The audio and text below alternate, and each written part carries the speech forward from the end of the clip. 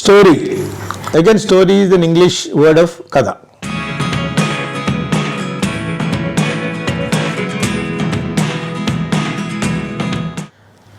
మనం వేరేగా నీ సినిమాకి స్టోరీ ఏంటి అనేదానికని నీ సినిమాలో కథ అయిన దానికి రెండు ఒకటే యాక్చువల్గాను.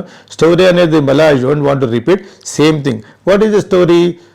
వన్స్ అపాన్ ఎ టైమ్ అని చెప్తూ ఉంటారు ఇంగ్లీష్లో చిన్న చిన్న పిల్లలకు పడుకునే నిద్రపోయేటప్పుడు, జంగల్ బుక్ లాగా.